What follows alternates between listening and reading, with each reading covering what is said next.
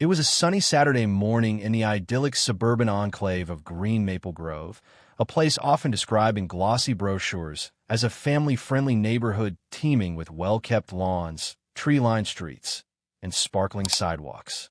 A row of neat, nearly identical two-story houses, each boasting a trimmed hedge out front, gave the impression of an orderly and harmonious environment where neighbors greeted each other with warm smiles. Among the residents, however, few suspected the tension that would soon permeate their peaceful block. Green Maple Grove's Homeowners Association held considerable sway over daily life. From which shades of paint one could use on the exterior siding to the permissible size of backyard sheds, the HOA left little room for personal expression. Rules were rules, and everyone paid monthly dues to ensure they were enforced. Among the HOA's most active board members was a stern, middle-aged woman named Meredith Farnell. Whispers circulated about Meredith's penchant for micromanaging every small detail. Most neighbors politely called her Meredith, but under their breaths, and especially online, they referred to her as Karen. With her trademark short-crop hair and a perpetually pursed expression, Meredith had become the self-appointed sentinel of the community, ready to pounce on perceived infractions with zero tolerance. Meredith had moved to Green Maple Grove a decade ago after an amicable split from her ex-husband. She quickly found her niche on the HOA board, where she realized that by citing community standards, she could effectively bend others to her will, or so she believed. In her mind, order equaled safety, cleanliness, and, above all, respect for tradition.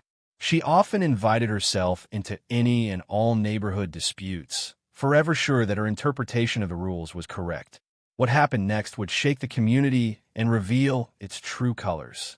For beyond the sunlit facade of perfect lawns and carefully placed garden gnomes lurked an escalating struggle, a battle of wills involving a vulnerable neighbor, his faithful guide dog, and the woman who took it upon herself to control his every step.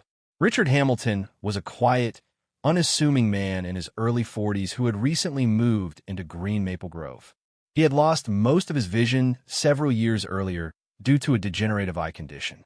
Life had thrown him many challenges, but Richard had adapted to his new reality with remarkable resilience. His parents had long since passed away, and with few other family members, he found solace in forging new friendships wherever he went. Richard's greatest support and close companion was his guide dog, Buddy. Buddy was a gentle Labrador retriever with a soft golden coat and an unflappable temperament. The dog's harness was a lifeline, providing Richard the confidence and safety he needed to navigate sidewalks, crosswalks, and grocery store aisles without fear. Neighbors first noticed Richard walking Buddy through the winding streets of Green Maple Grove on a bright morning in early May. Several people waved or offered kind words as he passed, and Richard, grateful to be part of a supportive community, responded with wide smiles. Each day, he and Buddy would make a circuit around the neighborhood, practicing basic orientation skills and building a mental map of the area. Unbeknownst to most, however, Meredith Farnell, Karen, in the hushed parlance of internet jokes, had taken immediate notice of Richard and Buddy. She was suspicious of large dogs in general, particularly after hearing gossip about some neighborhood pup digging up a public flower bed. More specifically, Meredith had grown fixated on a rumor circulating among a few homeowners that Buddy had left droppings near the sidewalk outside her yard. Indeed, there had been an incident.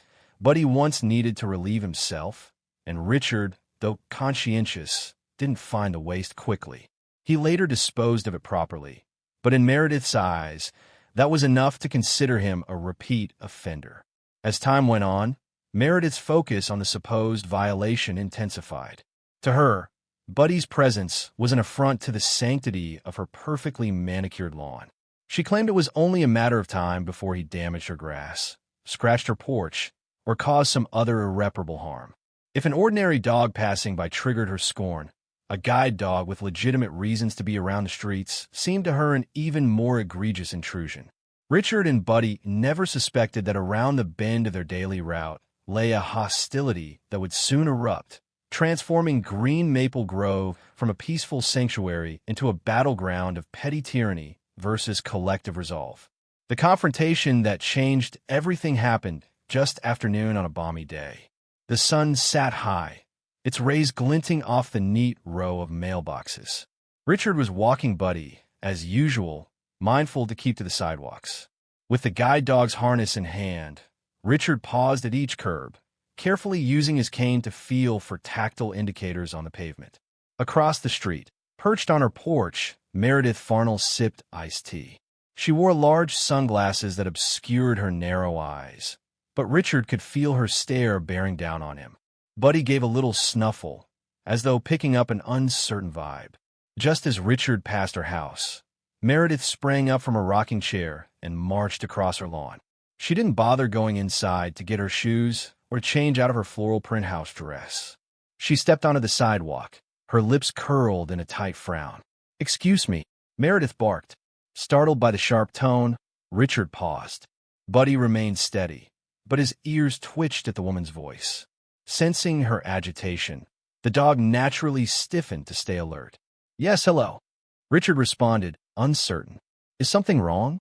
Meredith pointed a polished nail at Buddy. "That animal has been trampling on my property every time you walk past. Don't think I haven't noticed." Richard tilted his head, confused. He knew Buddy stuck to the sidewalk. "Ma'am, I'm sorry if you think he's disturbing you, but Buddy and I only walk on public pathways." She waved him off with a haughty scoff. "I have eyes, and I know what your dog's been doing. Just last week, I found droppings dangerously close to my flower bed. This is a violation of our community's standards. I'll have you know I'm on the HOA board. I can levy fines against you." Richard took a calming breath. He had practiced scenarios like this in orientation sessions with Buddy, preparing for strangers who might be nervous around guide dogs. But rarely had anyone approached with such open hostility. "I clean up after Buddy," he explained carefully. "He's a service animal, and I always carry dog waste bags. If you ever see something I missed, I truly apologize. Please just let me know." That was when Meredith advanced a step, her tone growing more threatening. "I won't be forced to let you know every time. That's your responsibility. Do you think being blind gives you a free pass to let your dog do whatever it pleases?" Richard felt a tightening in his chest. He couldn't believe she was bringing his blindness into this. For a moment, he was at a loss for words. Buddy sensed the tension in the air, eyes locked warily on Meredith. "Excuse me," Richard said, quiet but firm. "I do not believe my disability entitles me to special treatment. I'm simply walking with my guide dog as allowed by law. I have every right to be here." Meredith's upper lip quivered in disdain. "You are required to abide by our neighborhood's ordinances, including keeping your dog off residents' lawns." She jabbed a finger at Buddy's harness. "That dog better learn to avoid my property, or there will be repercussions." Before Richard could formulate a response, Meredith turned on her heel and stomped back to her porch. He stood there, shaken, while Buddy nudged his leg, urging him forward. A sense of dread coursed through him. He realized he had just encountered the infamous Karen of the neighborhood, though he didn't know the moniker yet. All he knew was that the calm routine of his daily walks was about to become far more complicated. Stories in suburban enclaves spread like dandelion seeds on a windy day. Within hours of the confrontation, various versions of the incident made the rounds. Some heard that Richard allowed Buddy to rampage over yards, destroying flower beds and defecating wherever he pleased. Others believed Meredith had verbally abused a disabled neighbor in a fit of cruelty. The truth, more nuanced than either extreme, was that Meredith had turned a minor concern into a personal crusade. Later that afternoon, neighbors sipped sweet tea in their backyards or walked their own pets around the block. Quietly, they exchanged rumors. Had that new man, Richard, truly neglected to pick up after his guide dog? Was Meredith overreacting, as she often did, making a small problem into an HOA-scale scandal? One of Richard's immediate neighbors, a kindly elderly woman named Denise Holloway, had seen the tail end of the confrontation from her upstairs window. Deeply troubled by the accusatory tone Meredith took, she decided to check in on Richard. That evening, she baked a tray of brownies and carried them to his front door. She knocked gently, hoping her presence might offer some sort of welcome or reassurance. Richard opened the door, Buddy at his side. Denise introduced herself and explained that she lived a couple of houses down. The smell of chocolate in the tray filled the air, and Buddy's nose twitched appreciatively, though he was well-trained enough not to beg. "I just wanted to say," Denise began in a soft voice, "that I saw a bit of that scene with Meredith earlier. I'm sorry. She's had a reputation for being rather zealous about the rules in this neighborhood." Richard's shoulders relaxed slightly. He invited Denise in for a quick chat. Within a few minutes, she learned about his background, his job as an online customer service representative, and how Buddy had changed his life by allowing him more freedom. Denise listened carefully, nodding with empathy. The brownie served as an icebreaker, but the real gift she offered was camaraderie and understanding. "Thank you," Richard said, his voice reflecting the relief he felt. "It's good to know someone else sees that what happened wasn't just me being irresponsible." Denise nodded. "I know how she operates. She'll use the HOA guidelines to threaten or harass people if she decides they're out of line. But not everyone approves of her ways. You'll find plenty of us who will stand up for you if she tries to escalate this nonsense." For the first time since moving in, Richard felt a surge of gratitude. He realized he had allies in this new place, people who might rally for what was right. Denise offered to keep an eye on things from her vantage point. If Meredith went too far, Denise would speak out. They said their goodnights, and Denise left, buoyed by her own sense of purpose. That same night, as the stars glimmered overhead, Meredith composed a lengthy email to the HOA board, detailing her grievances against Richard. She cited everything from excessive dog waste to public safety concerns. The seeds of conflict had been planted, and by the next morning, the entire neighborhood would be abuzz with speculation. Little did Meredith realize that her methodical intimidation would spark a counterforce that would unite friends and strangers alike in defense of Richard and his loyal guide dog. On Monday morning, the HOA board's email inbox bristled with exclamation points. Meredith had meticulously documented her complaints, adding photos of a random stray pile of dog excrement near her property line. Uncertain in origin, though she insisted it belonged to Buddy, and referencing bylaws regarding the management of pets in Green Maple Grove. She requested an urgent review of Richard Hamilton's conduct and suggested a fine for repeated offenses. By midweek, Richard received a formal notification from the HOA, summoning him to a hearing. He was astonished at the severity of the letter. It alleged multiple violations of the community's regulations and warned him of potential penalties. The note referred explicitly to claims that the Hamilton household has allowed a dog to roam onto private property, causing property damage and creating health hazards. Fuming, Richard carefully reread the accusations. There was no mention that Buddy was a service animal or that the alleged damage was never proven. He decided he would need to contact the local Americans with Disabilities Act, ADA, advocacy group if things escalated further. But before he could respond to the HOA letter, Meredith decided to ramp up her personal intimidation campaign.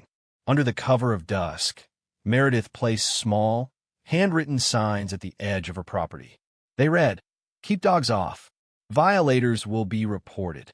The signs were strategically spaced so that anyone walking by with a pet would see them.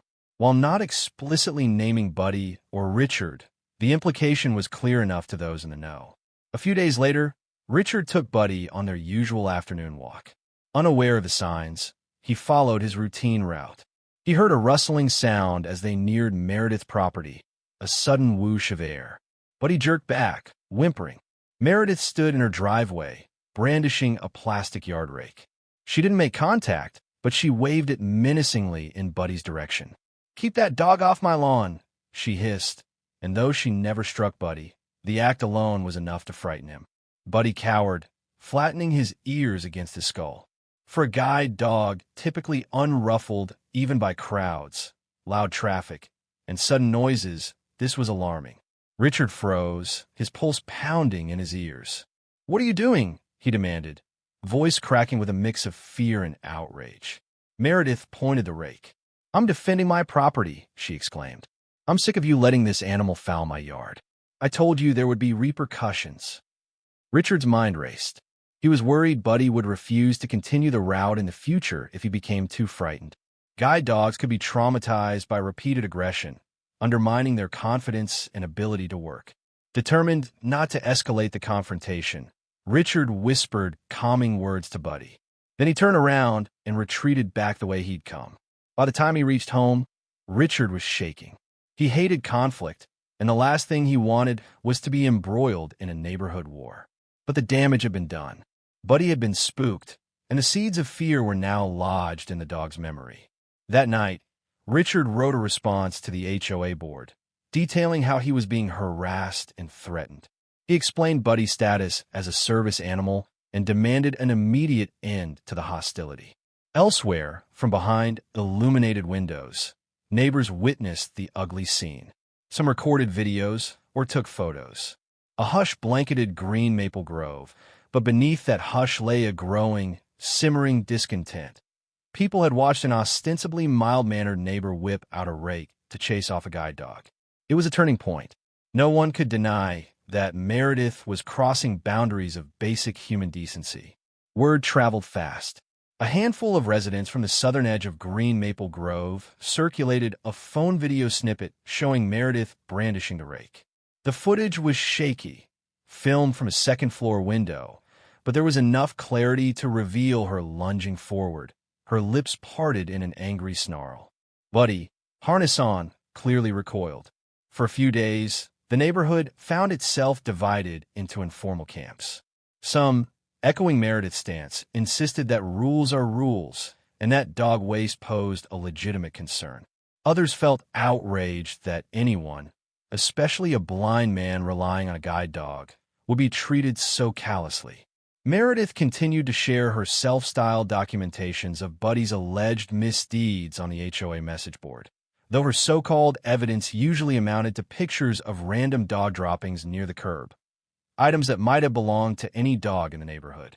The friction escalated at the next HOA meeting, held in a stuffy, windowless room at the local community center. Chairs were arranged in rows before a long table where the board members sat. Meredith perched at the far right, shuffling paperwork and glaring out at the growing audience. Richard, accompanied by Denise Holloway and another concerned neighbor named Carlos Ortiz, took seats near the front. A hush fell as the HOA president, a somewhat ambivalent figure named Jeff Langford, called the meeting to order. "We have a few items on the agenda," Jeff began, clearing his throat, including concerns about dog waste and general property upkeep.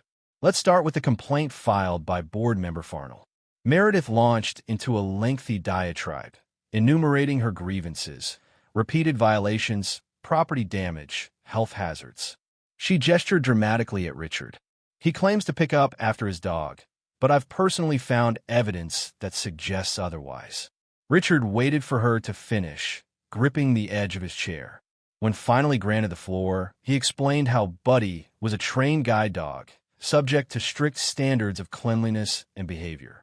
He mentioned the rake incident, turning slightly so the audience could see the heartbreak in his eyes. "Buddy has become fearful of passing your property," Richard stated, voice shaking. "A guide dog is not just a pet. He is part of my independence. Harassing or intimidating him undermines my ability to travel safely." At this, a low murmur swept through the room. Some people exchanged alarmed looks.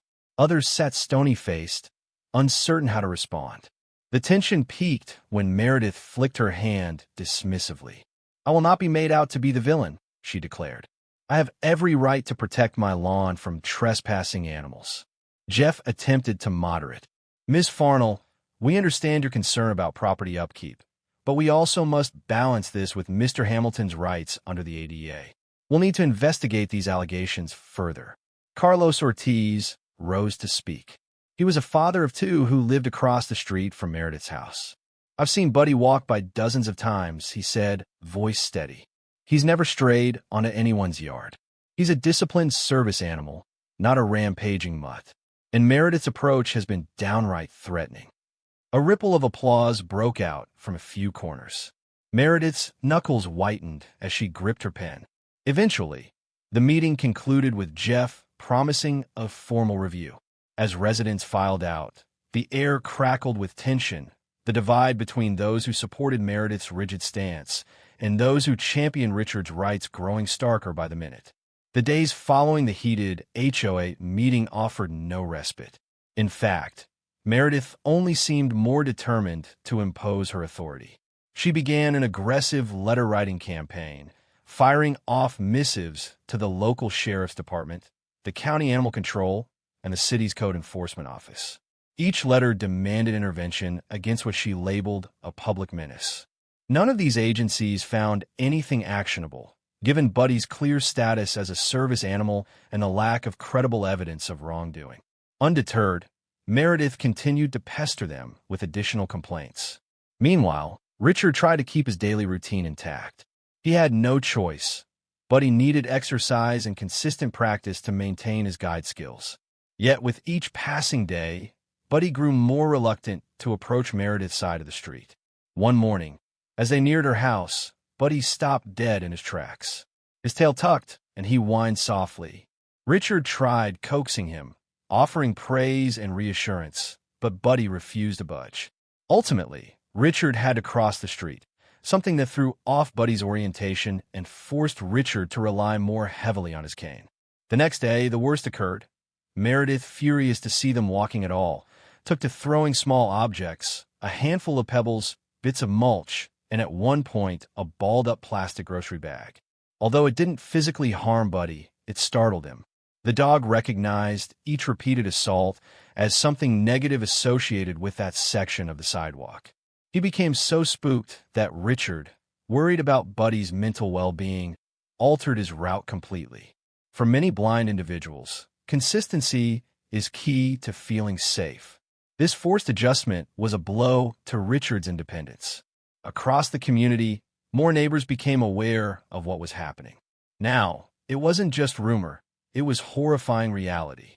People saw the terror in Buddy's posture, the heartbreak on Richard's face, and the smug satisfaction Meredith displayed when she saw them retreat. But as is often the case in seemingly polite neighborhoods, many people were afraid to speak up. They didn't want to become targets of her wrath or risk her lodging frivolous complaints against them. Yet there were those who refused to be complicit. A small group began to gather informally in Denise Holloway's living room. They included Carlos Ortiz, a single mother named Marion Young, and even a couple of teenage siblings who recognized injustice when they saw it. During these secretive meets, the neighbors discussed strategies for how to protect Richard and Buddy, how they could ensure Meredith's hostility did not escalate into real violence. Ideas ranged from organizing a rotating escort service for Richard's walks to capturing more video evidence for potential legal action. While Meredith boasted about her victories and posted yard signs about zero tolerance for dog waste, the seeds of organized neighborly defense were quietly taking root just down the street. The group recognized that for someone like Richard, whose daily independence hinged on Buddy's unimpeded performance, even small acts of harassment could have disproportionate consequences. Thus, they resolved to become a watchful shield, ensuring the hostility from Karen would not break the guide dog's spirit or Richard's. Denise Holloway was no stranger to activism. Back in the 1970s, she had participated in protests for fair housing, and her experiences had taught her the power of community solidarity. Gathering her small group in her cozy, blue wallpapered living room, she laid out a plan. Observation rotations. Volunteers would station themselves at strategic corners to quietly observe Richard's daily walks, recording any interactions with Meredith. If she tried to chase Buddy or harass Richard, they would document on their phones, ready to provide evidence for law enforcement or the HOA. Safe routes. They would map out a path that minimized Richard's contact with Meredith. This path would weave through parallel streets, requiring a bit of a detour, but ensuring that if Meredith decided to follow or intercept them, she would face multiple watchful neighbors. Legal preparedness. Denise had connections with a local attorney who specialized in disability rights. She intended to reach out, ask for guidance, and, if necessary, file a restraining order or an official complaint of disability harassment. As the group debated logistics, Marianne offered to handle an early morning shift since she often jogged at dawn. Carlos volunteered for midday, using his lunch break to cycle around the blocks. The teenage siblings, Jasmine and Aaron Lee, agreed to stand by in the afternoons, especially on weekends when they had more free time. They were tech-savvy and could quickly upload footage to a shared drive if anything happened. Richard was moved to tears when Denise relayed this plan.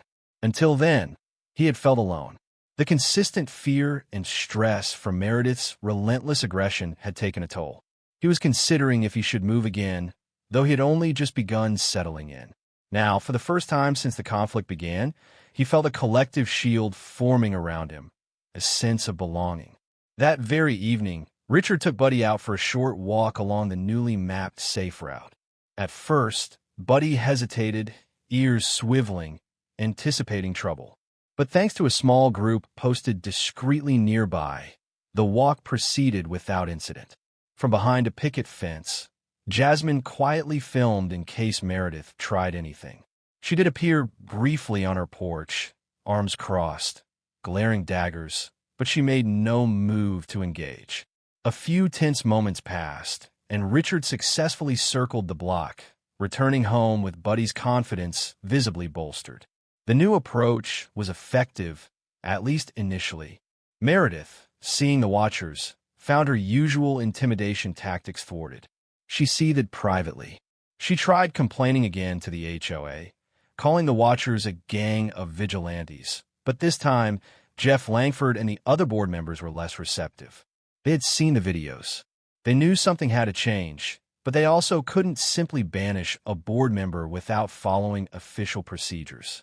Unbeknownst to everyone, Meredith was already plotting her next move. She was determined to remain the unchallenged authority in Green Maple Grove. If these neighbors thought they could outsmart her, they had another thing coming. One of the biggest concerns for Richard was Buddy's morale. An overly stressed guide dog might lose its willingness to work, or worse, start associating its harness with fear. If Buddy became too anxious to guide Richard, it would jeopardize Richard's independence. In that vein, Denise made contact with a local guide dog training organization, Bright Futures Canine, known for their expertise in service animal care. Evelyn Parker, a seasoned trainer at Bright Futures, agreed to visit Richard's home and assess Buddy's emotional state. She was a tall woman in her early 50s, with a gentle demeanor and a calm confidence that dogs instinctively trusted. Evelyn arrived one afternoon, armed with treats and a quiet smile. She spent the first hour talking to Richard about the harassment and how Buddy was reacting. Then, using standard training techniques, she observed Buddy's behavior both on and off harness. "He's showing signs of anxiety," Evelyn noted. "He's still a well-trained service dog, but that repeated aggression from your neighbor has rattled him. We need to rebuild his positive associations with walking outside." The idea of systematically desensitizing Buddy to triggers near Meredith's home seemed challenging, given how unpredictable Meredith could be. So Evelyn suggested a two-pronged solution. Gradual reintegration. Introduce Buddy slowly back into a routine, accompanied by watchers or supportive neighbors to ensure no incidents occur. Each successful, harassment-free walk would boost Buddy's confidence. Backup plan. Bright Futures had a newly graduated therapy dog named Nova, a sweet black Labrador trained for emotional support tasks rather than guide work. While Nova wasn't a replacement for Buddy, she could offer companionship and help Richard maintain some level of canine-assisted support if Buddy needed time off to decompress. The second point intrigued Richard and the others. "Two dogs?" he asked, his tone a mix of curiosity and hesitation. "I'm not sure I can handle that." Evelyn reassured him. "We're not suggesting you become a two-dog household permanently. But Nova could be a temporary helper, someone Buddy can bond with, too. Therapy dogs are different from guide dogs, of course, but the presence of another well-trained animal might bolster Buddy's confidence. And if you need to walk outside without straining Buddy's nerves, Nova can accompany you in a less formal way." Seeing the practicality, Richard agreed to give it a try. Over the next week, Nova was introduced to him and Buddy. She was smaller than Buddy, with bright, inquisitive eyes. She wouldn't guide Richard across streets, but she could stay calmly by his side, offering reassurance. The watchers from Denise's group assisted in daily outings, making sure Meredith couldn't sabotage these gentle reintegration steps. To everyone's relief, Buddy began showing improvement. With Nova trotting alongside, Buddy's tail wagged more often, and his posture relaxed. The labyrinth of fear Meredith had created was slowly being dismantled by consistent reinforcement, professional guidance, and the unwavering support of neighbors. Meredith, however, was seething. She hated feeling outnumbered. She resented seeing Richard with not one, but now 2 dogs, strolling confidently around the block. Her attempts to intimidate them were failing. In her frustration, she contemplated more extreme measures, ones that would eventually leave the neighborhood in a state of shock. Summer rolled in with record-breaking temperatures.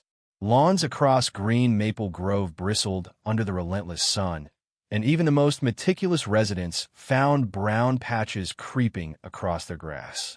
Except, of course, for Meredith Farnell, who kept her sprinklers running at dawn and dusk, ensuring her yard remained a lush green oasis. One sweltering afternoon, Richard set out for a short walk, accompanied by Nova. Buddy was resting at home, having already completed his morning walk. As Richard passed Meredith's driveway, a motion sensor triggered the front porch light to flick on. He felt a twinge of anxiety, recalling the rake incident. This time, though, Nova was alert by his side, and at the corner of the block stood Jasmine Lee, phone in hand, discreetly recording in case anything happened. Without warning, Meredith burst out of her house, brandishing a garden hose. She aimed it at Richard and Nova, unleashing a cold, powerful spray of water. Nova yelped in shock and pulled back. Richard stumbled, blinded by the unexpected torrent. He raised an arm to shield himself, fear and confusion swirling in his mind. "Get off my sidewalk!" Meredith screamed, twisting the nozzle to increase the pressure. "I'm tired of you scaring my cats and leaving dog droppings around my yard." Soaked and trembling, Richard tried to remain calm. "We're just passing by on a public walkway," he sputtered. "Please stop." Nova barked, unsure how to handle the aggressive assault.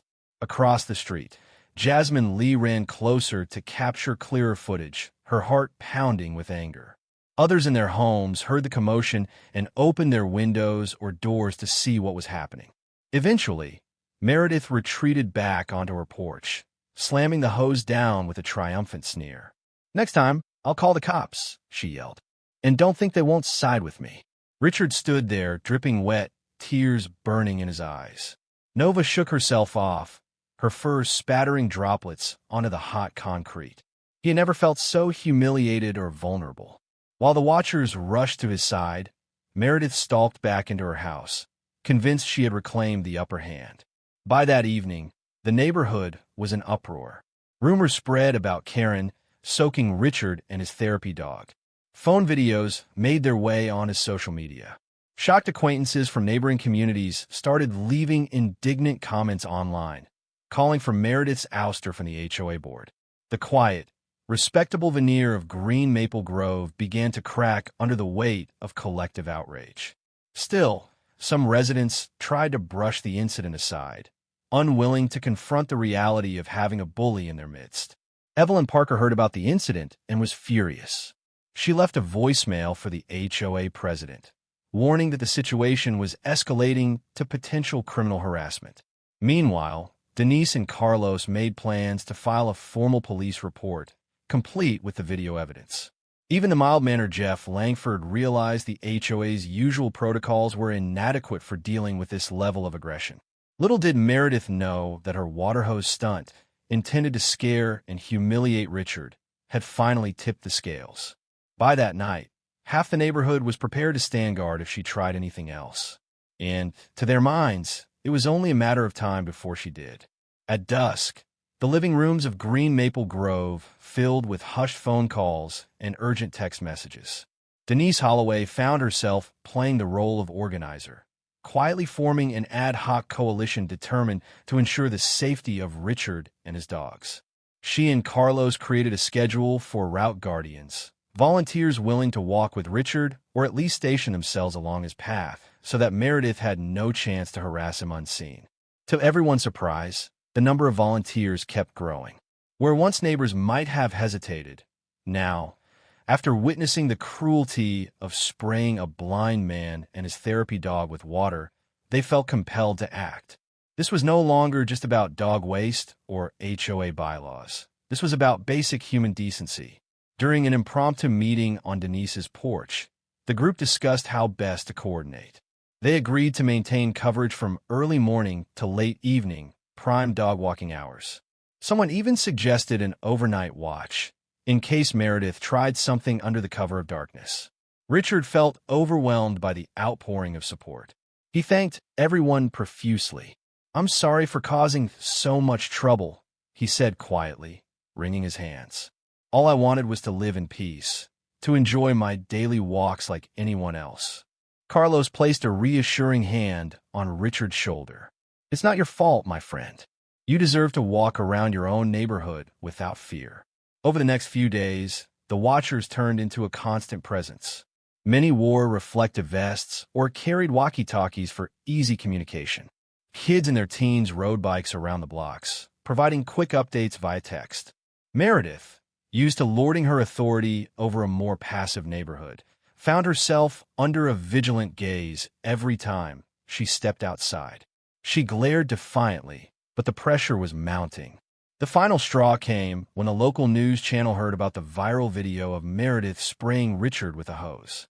A petite news reporter arrived with a camera crew, knocking on Richard's door. She gently interviewed him, capturing the heartbreak in his voice and the unwavering loyalty of Buddy and Nova, who remained at his side. Then, in the background, watchful neighbors stood guard, their determination shining through. When the reporter attempted to interview Meredith, she initially threatened to call the police if they didn't leave her property. Eventually, she stormed inside, slamming the door. The news segment aired the following week under the headline, "Local HOA board member accused of harassing blind neighbor and guide dog." Overnight, Meredith became the subject of scathing online discussions and condemnation from all corners of the county. Having one's dirty laundry aired on the 6 o'clock news is rarely a pleasant experience. For the Green Maple Grove HOA, the segment proved deeply embarrassing. Residents began questioning not just Meredith's conduct, but also the board's apparent failure to check her abuses of power. Emails poured in, demanding an emergency vote to remove her from a board. Jeff Langford, who had tried to maintain neutrality, found himself cornered. He called a special meeting at the community center to address the Meredith Farnell controversy. Word spread, and that Tuesday evening, the building filled to capacity. Dozens of people, some standing along the walls, waited restlessly as Jeff opened the proceedings. "We're here tonight to address the multiple complaints against board member Farnell," Jeff said with a sigh. "As many of you have seen, we have video evidence suggesting harassment of a resident, Mr. Hamilton, and his service and therapy animals." Meredith, sitting stiffly at the front, flashed a tight, disdainful smile. She had brought a folder of counter documents, presumably meant to justify her actions. When Jeff invited her to speak, she recited a litany of perceived slights: the dog waste, the supposed damage to her lawn, the harassment she claimed to have experienced from watchers. But the tide had turned irrevocably. One by one, neighbors stepped forward to share their accounts. The rake, the thrown objects, the water hose incident. Others describe how Meredith had tried to intimidate them over minor infractions like holiday decorations or incorrectly placed trash bins. It was as though a floodgate of grievances had opened, all triggered by the extreme she'd taken with Richard. Finally, Richard himself took the microphone. With Buddy by his side, he spoke haltingly, clearly uncomfortable in the spotlight. "I'm not here to tear anyone down," he began. "I just want to be able to walk my dog in peace. Meredith's actions have made it impossible for me to do that safely. I've had to rely on the kindness of neighbors because I can't trust that I won't be threatened or hurt. That's not how anyone should have to live." A hush settled over the room as he concluded. Even some of Meredith's former allies stared at the floor, uncertain and uneasy. Jeff called for a vote on whether Meredith should be removed from her position on the board. The vote was overwhelming. Out of the dozens in attendance, Only a small handful raised their hands in her defense. The final tally was more than enough to strip Meredith of her board membership, pending a final verification process. Meredith stood up, cheeks burning, and stormed toward the exit. A few watchers parted to let her pass. She paused at the door, turned back, and hissed, "You'll regret this." Then she disappeared into the humid night air, leaving behind a stunned crowd. On one hand, many felt relief. Surely this spelled the end of her reign of terror. On the other, her parting words sounded ominous, a promise that she wasn't done yet. Despite her removal from the HOA board, Meredith still owned her home in Green Maple Grove, and she had no intention of backing down quietly. She launched an online campaign of vitriol, accusing Richard of milking his disability for sympathy. On neighborhood forums, she posted pictures of random dog droppings, though none conclusively linked to Buddy or Nova, and continued to demand that Richard be fined or even evicted. Most residents dismissed her rants, but a few fringe voices parroted her talking points, creating an undercurrent of tension. Richard tried to ignore the online drama, focusing instead on reclaiming his sense of freedom. With the watchers still standing guard, he practiced daily walks with Buddy, building back the dog's confidence. Nova, ever cheerful, often accompanied them, giving Buddy a calm presence to emulate. Late one night, however, a chilling incident shook the community. Carlos Ortiz was out on his porch, enjoying a breeze that cut through the summer heat, when he noticed movement near Richard's house. Peering into the darkness, he spotted a figure creeping along the side yard. Before he could call out, the figure disappeared around the corner. Carlos grabbed a flashlight and hurried across the street. Just as he neared the back fence of Richard's property, he heard rattling noises. Someone was fiddling with the latch on the gate. "Hey!" Carlos shouted, shining the light. The beam fell on Meredith's contorted face, eyes wild.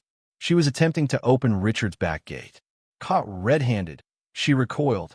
"Stay back," she growled, though she dropped her hand from the latch. "I'm just checking for trespassing dogs." Carlos felt his anger surge. "This is breaking and entering, Meredith. I'm calling the cops." He fumbled for his phone. With surprising agility, Meredith dashed off, disappearing into the darkness between houses. Carlos tried to chase, but she knew the layout of the yards too well. By the time he dialed 911, she was gone. The police arrived within minutes. Richard, awakened by the commotion, came outside, guided by Buddy. Carlos gave a statement, describing exactly what he'd seen. The officers knocked on Meredith's door, but she refused to open it. Lacking a warrant or direct evidence of forced entry, the police couldn't do more than file a report for suspicious behavior. Still, the message was clear: Meredith wasn't finished. The watchers doubled down, expanding their coverage even in the late-night hours. Neighbors installed motion sensor lights and additional cameras. Fear rippled through the block, but also a sense of steely resolve. If Meredith intended to terrorize Richard out of the neighborhood, she would have to face an entire community ready to defend him. In the days that followed the late-night incident, the watchers formalized their protective measures into what they called Operation Safe Route. From dawn until dusk, a rotating cast of volunteers took short shifts walking or biking along Richard's established path. They carried phones, some had body cameras, and a few simply sat in lawn chairs on their driveways, refusing to let intimidation flourish unchallenged. Whenever Richard needed or wanted a walk buddy or Nova, he sent a quick text to a group chat. Within minutes, someone would respond that they were in position, ensuring he could travel to the park, to the nearby grocery store, or even just around the block. It wasn't a perfect system. He couldn't spontaneously go anywhere without backup, but for now, it restored a semblance of normality. More importantly, Buddy's confidence soared under the watchful eyes of so many caring allies. Seeing a group of supporters flanking Richard and his dogs whenever they passed, Meredith could only glare from her window or porch. Once or twice, she stepped outside, her posture aggressive, but she found cameras trained on her, neighbors ready to intervene. She retreated inside, slamming her door in frustration. Meanwhile, Evelyn Parker continued Buddy's refresher training. Each time the dog successfully traversed the danger zone outside Meredith's home without incident, he received copious praise and a small treat. Gradually, Buddy's body language relaxed, his tail wagging more frequently as they passed the dreaded property line. The watchers celebrated these small victories. They felt proud that their community was inching back towards something resembling tranquility. Nova, for her part, quickly endeared herself to everyone. She was a cuddler, eager to nudge and offer comfort when she sensed stress. Richard joked that between Buddy's serious work ethic and Nova's friendly exuberance, he had the best of both worlds. Sometimes, after a successful walk, a few neighbors would gather and let Nova roam their fenced yards, playing a gentle game of fetch. Despite the ongoing tension, a sense of solidarity took root. Richard wasn't just a vulnerable newcomer anymore. He was a cherished part of the neighborhood. The watchers, once strangers bound by little more than zip codes, had come together in a cause bigger than dog waste or HOA rules. They were defending compassion itself, and, in the process, discovering what genuine neighborliness looked like. As midsummer turned to late August, the atmosphere in Green Maple Grove shifted. The watchers, persistent and unwavering, recorded every instance of Meredith's aggressive behavior, or lack thereof. They compiled a clear timeline of intimidation tactics, culminating in her nighttime trespassing attempt. With each passing day, Meredith found fewer avenues to exert her tyrannical hold. Eventually, the HOA's internal review concluded, and the vote to remove her from the board was ratified. Her personal vendetta had publicly ostracized her. One bright morning, Richard gathered his courage and decided to walk Buddy all by himself along the original route that passed directly in front of Meredith's home, without watchers stationed at every corner. He hoped Buddy had fully recovered from the trauma. He also hoped that, after all that had transpired, Meredith would finally back off. As they strolled, Richard felt Buddy's harness move smoothly under his fingers. The dog's gait was confident, tail poised. They reached the boundary of Meredith's property. Instead of a menacing figure with a rake or a hose, the porch was empty. A curtain fluttered behind a window, suggesting Meredith might be watching. Yet no one emerged. Taking a deep breath, Richard and Buddy continued unimpeded. They crossed the street and circled back home, heart pounding with an odd mix of relief and lingering fear. When they made it back to Richard's driveway, he knelt down and hugged Buddy. "We did it, boy," he whispered, voice choked with emotion. Buddy licked his face, tail wagging. That afternoon, Denise Holloway announced they would host a small block party to celebrate. They set up tables loaded with homemade salads, grilled hamburgers, and pitchers of lemonade. Children played games, and neighbors old and new mingled, forging friendships. Richard stood with Buddy and Nova at his side, receiving warm congratulations and heartfelt assurances of continued support. A wave of gratitude washed over him. Despite the pain and fear, he realized he had found a true community here, one that refused to let hatred or hostility win. Meredith was nowhere to be seen, her windows and curtains drawn tight. Some speculated she might sell her house and move away to avoid the scorn of the very neighbors she'd once tried to dominate. Others suggested she might double down on her bitterness, but her power had been effectively neutralized. Recordings and witness testimonies ensured any further actions on her part could be met with swift legal consequences. That evening, as the sun set and the block party wound down, Richard took one last walk with both Buddy and Nova. Several neighbors joined him in a final act of collective guardianship. The sidewalks glowed under the orange lamplight, the soft hum of cicadas filling the warm night air. Richard felt safer, more at home than ever before. And while Meredith, Karen, remained inside her darkened house, the rest of the neighborhood understood this truth. By standing together, they had shown that not even the most meddlesome, aggressive, and self-righteous bully could tear apart a community built on compassion, respect, and the unbreakable bonds of common decency. Green Maple Grove eventually settled back into its routine, but the memory of the Karen crisis lingered. New HOA guidelines were drafted, including clear policies on discrimination and harassment, as well as better support for residents with disabilities.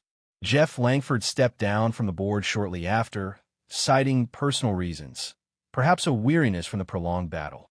In his place, a new leadership team promised transparency and fairness. Richard continued living in Green Maple Grove, forging deep friendships that went far beyond simple neighborly chats.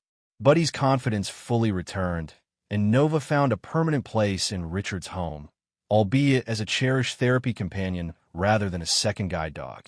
The Watchers dissolved their formal schedule. They no longer needed to guard Richard's route so diligently, though they remained a phone call away if trouble ever resurfaced. As for Meredith Farnell, she sold her house quietly several months later and moved elsewhere. Some said she blamed the neighborhood for conspiring against her. Others believed she simply couldn't endure being an outcast in a place where she once wielded so much influence. On the day the moving truck pulled away, a few neighbors watched from their porches, feeling a mixture of relief and pity. In the end, Green Maple Grove reclaimed its promise of being the pleasant, welcoming suburb it always wanted to be. More than that, the neighborhood's residents discovered what true neighborliness entailed, standing up for each other, especially the most vulnerable among them. And that, perhaps, was the most dramatic and inspiring transformation of all.